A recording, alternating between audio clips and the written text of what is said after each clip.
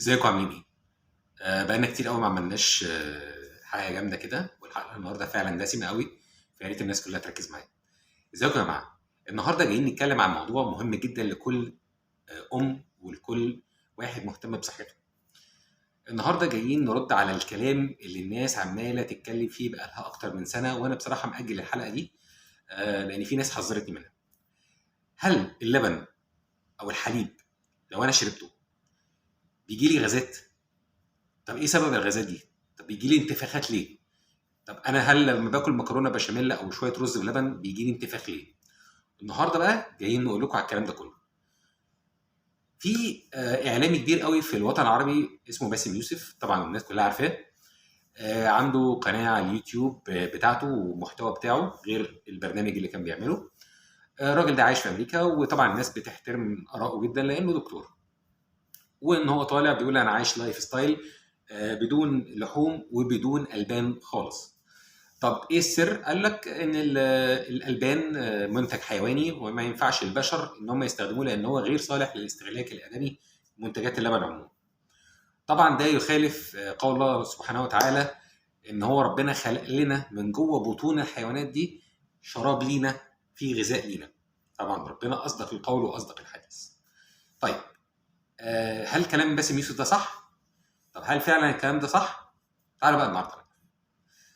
الكلام كله بيبقى مرتبط باللاكتوز، او اللي احنا هنفسره بقى النهارده وهنفسره عن بعضه، ان في ناس عندها حساسيه من الكازين، وفي ناس عندها او 68% من البشر عندهم سوء امتصاص لللاكتوز.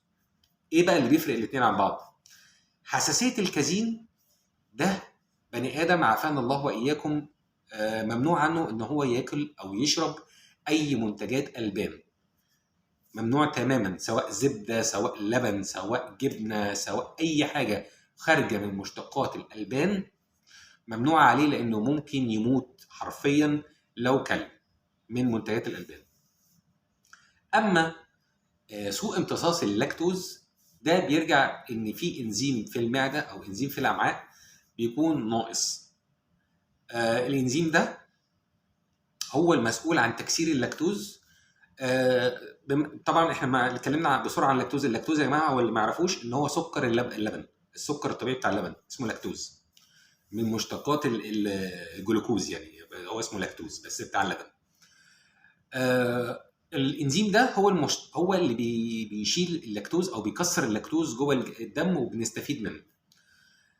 طبعا مع عدم وجود الحمض ده جوه المعده او جوه الامعاء بتاعتنا بيحصل سوء امتصاص لللاكتوز وبيؤدي لعفونه في البطن، وبالتالي بيحصل غازات وانتفاخات. فهو ده زي ما بنقول كده ايه الزتونه. طب ايه نقدر نعمله عشان نتلافى الموضوع ده؟ بنروح عند الدكتور بطنه، بيوصف لنا دواء اقراص بناخده قبل الاكل بساعه. ده بيساعد تماما على الهضم اللاكتوز، لانه هو بيزود لنا الانزيم اللي هو ناقص عندنا. طبعا مش هروح اخد مني نفسي الدواء، لا، لازم استشير طبيب، عشان الموضوع ده فعلا مهم. لان في ستات كتير قوي بعد ما بتشرب اولادها لبن اولادها بيجي لها غازات او بيجي لها انتفاخ في البطن، وده اللي بيحصل بسبب نقص الانزيم ده عندهم. ما تقلقش، ما تقلقيش عزيزتي الام، ما تقلقش عزيزي المشاهد. انت من ضمن 86% من الناس اللي عندها مشكله في الموضوع ده. فما تقلقش، لا، ليها حل وليها علاج. اتمنى ان شاء الله يكون الفيديو ده عجبكم. ما تنسوش تدعموا المحتوى الهادف عن طريق اللايك والشير، واشوفكم دايما متجمعين وفي احسن حال، ومع السلامه.